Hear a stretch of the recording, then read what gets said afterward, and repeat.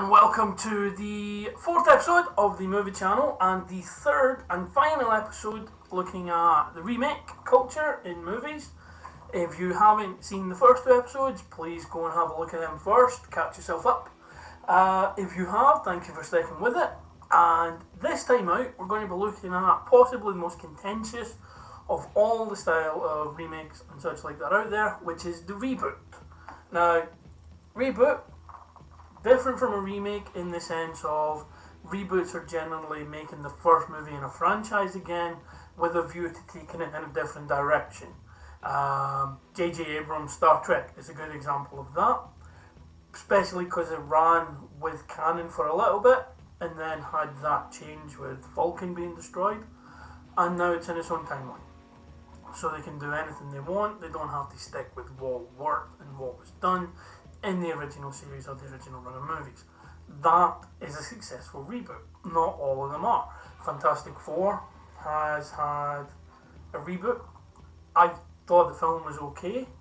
It had potential to be a lot more. The ideas behind it and the actual body horror stuff, which I think the studio reined in, was really, really well done, because it was like physical changes to these people and it's terrifying.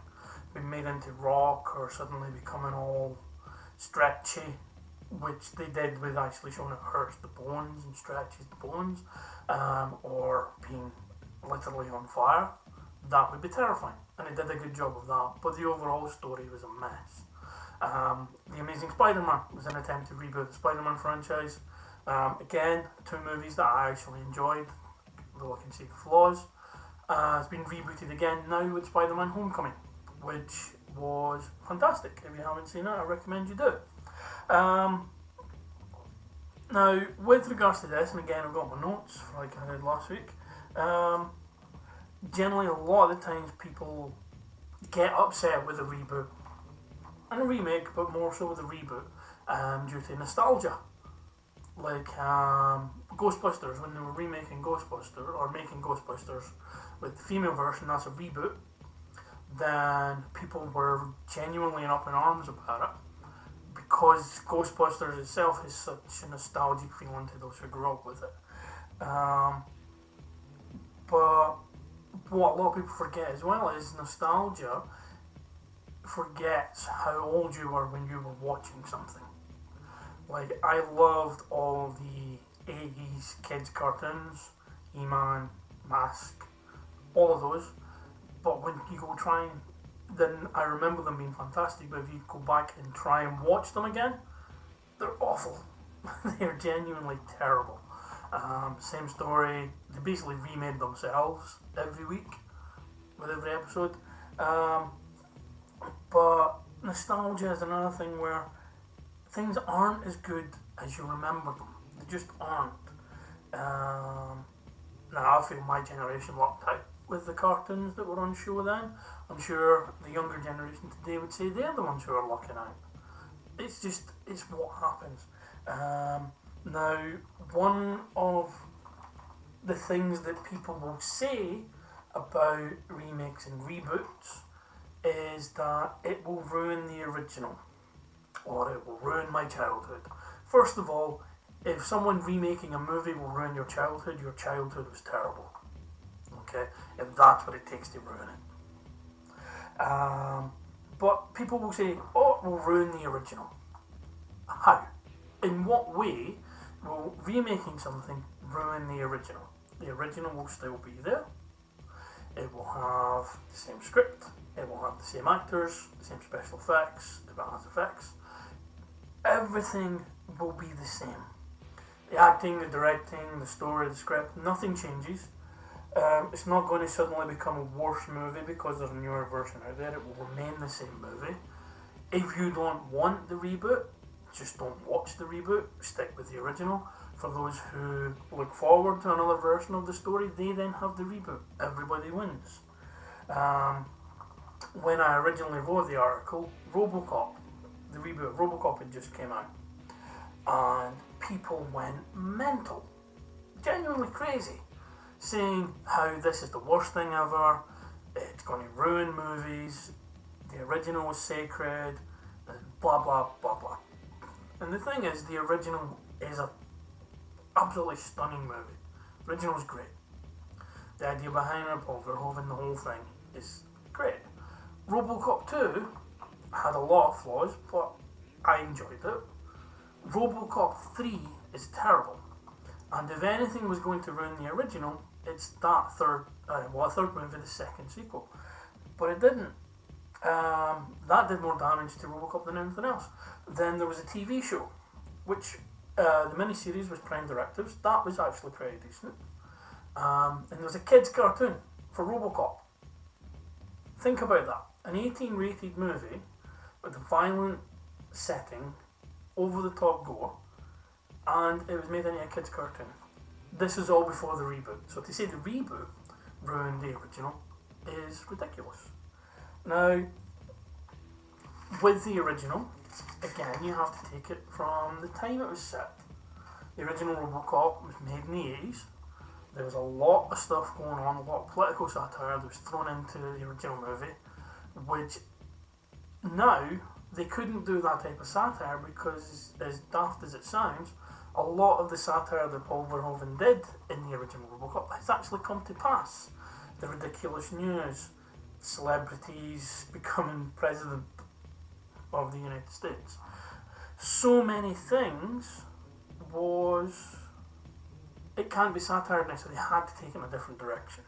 Now, in the original, there's so many things that are iconic. There's the music, the look of RoboCop, the gun, classic villain with Clarence Bodica, Ed 209, and thing like the Prime Directives, which is like the 3 laws of robotics, but for RoboCop. And there's also so many great quotes. So when they took that and the time period and then they had to make the film again, things like the Bixby Snyder stuff would be tame compared to what we have on TV today. So they had to do something else, and the reboot avoided it by taking the core elements of the original. Cop gets gunned down or taken down by a group of villains, and it's rebuilt. Now, when they did this, they decided not to even try and bring in a Clarence Bodica type villain. They went a different way. The RoboCop, they delved more into the psychology of what this would do to someone, where their body has pretty much been removed. And there's some great scenes in the reboot where it goes deeper into that than the original did. Keeping his family around in the reboot is so much different from what happened in the original as well. So they've taken a different way. It is a different movie. They had Ed 209 in there, I think, because they had to have something that arced back for people to latch onto, and they updated the design of Ed 209 as well.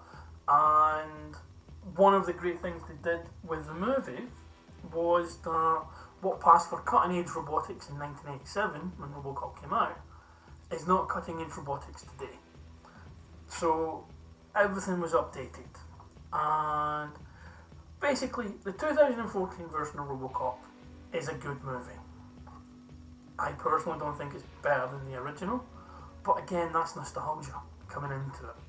Had I seen the RoboCop without there being the original, then obviously there wouldn't be certain attachments to the story anyway, but would it be a better movie? Would it be perceived as a better movie? But the thing is, whether it's a better movie or not, it's a good movie.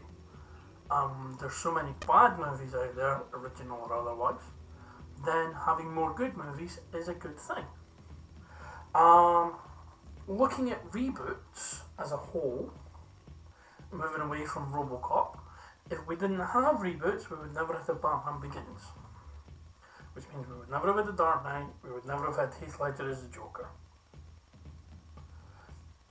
No one can say that taking them out of the cinematic world is a good thing. They were iconic roles. The Batman trilogy, the Dark Knight trilogy is a fantastic series of movies. We would not have had Man of Steel. That's a divisive movie. I really enjoyed it. I liked what they did with young Clark before he becomes Superman. I loved all of that. And I thought it was a great way to reintroduce that character to an audience who maybe hasn't seen the Christopher Reeve originals, or even the Superman Returns, which was okay. Didn't really, it was too nostalgic to what had come before. Whereas Man of Steel took in a totally different direction for the most part. Spent a lot of time on Krypton, which we didn't get to see before. That was fun. The main movie, yeah, there's a lot of destruction, but these are superpowered beings going at it. And Superman is just learning how to be Superman. So he's not acquired the skills to avoid the collateral damage yet. And that will come. We would never have had that. So then we would never have had Batman v Superman: Dawn of Justice. Again, I really enjoyed the movie. A lot of people didn't. That's fine. I did. We would never have then had Batfleck, who, in my opinion, is a great Batman. We would never have had Wonder Woman, which means we would never have Justice League, which is coming out in a couple of weeks. So all of these things, a reboot itself takes things to can take things to another level.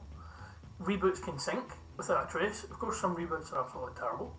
Fantastic Four we mentioned earlier did virtually nothing. But jumping from DC over to Marvel, who have had fantastic success since launching the MCU with Iron Man. If we didn't have reboots, there'd be no Captain America. It was already done in 1990, very, very badly. We would have no Thor, because Thor's been done. We would have no Nick Fury, as we know him now, because there was a Nick Fury movie with David Hasselhoff. And there's a Nick Fury movie, so having Samuel L. Jackson is rebooting that character. There would be no Incredible Hulk with Ed Norton, which was part of it, because Ang Lee did it, although that's a bit contentious because it was a soft reboot. The Incredible Hulk acknowledged some basic things of the Ang Lee story. So there would be no Avengers, there'd be no MCU as we know it just now. The MCU itself may still be going, but they wouldn't be using the characters they'd already used before. We would have missed out on The Punisher. Thomas Jane's version, which is great. Rhys Stevens' version, which was, I think, more comic book accurate, a bit more over the top. Not as good as Thomas Jane's, but we wouldn't have had any of them. In turn, then, we wouldn't have had Daredevil TV series. We wouldn't have had Punisher in Daredevil Season 2 or Punisher getting his own series. And as I say, all of these things move on and on and on and on. There'd be no Spider-Man Homecoming. The Crow's getting a reboot. And again, people are going to be up in arms about that because the original is one of my favourite movies ever. And people will say it shouldn't be touched. But there was 3 sequels and a TV series. And it came from a graphic novel, so it's already been adapted. There's no reason why it shouldn't be done again. If it's a bad movie, it's a bad movie. We still have the original. If it's a good movie, then we have 2 good movies. Personally, I thought the sequels were okay as well, but I can see where they're a step down each time. So, with regards to that, it's a tricky thing because obviously people are entitled to their opinion. But when that opinion is it's a remake, it's going to suck, then that opinion is misguided at best. Because just because it's a remake does not mean it's going to suck. And hopefully over the couple of videos that we've just done in this one, that has been presented to yourselves. That it isn't going to suck just because it's a remake. Some have been absolutely fantastic. Some have sung without a trace. Some are reboots of properties people wouldn't even know had already been done. A lot of people won't know Captain America was made in 1990 with a guy in a suit with rubber ears and an Italian red skull for some reason. One of the other big things that's been done, and one of the things that people really, really struggle with, is the horror movie remakes.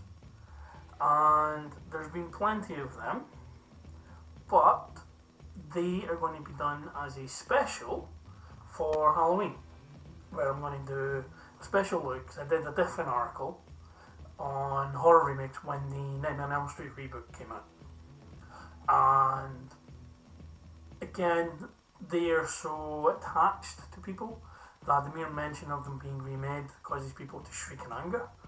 And again, I can understand the nostalgia effect from that as well. But when we have a look through them at Halloween, when we look at the reboots that were done then, and the reboots that are pending at the moment, hopefully, again, if you feel that all remakes are terrible, then we can look at why they're not. Hopefully I can at least take you down a journey where you will look at an alternative viewpoint and maybe come to the realization that remakes themselves are not bad. Remakes are essential. Remakes have been around as long as there has been movies, and remakes will continue to be around for as long as there is movies. A good story is a good story, and a good story deserves to be told over and over and over and over. So thank you very much for listening to me drone on again for the third video in a row on remakes. Thank you very much for watching. Thank you very much for taking the time to watch the videos, taking my thoughts on why remakes are good. And as I say, on Halloween, I will see you then when we discuss the remake culture in horror movies and why that is a good thing. In fact, why that should be encouraged. So thank you very much for taking the time to watch me today. Thank you very much for supporting the channel. See you again soon.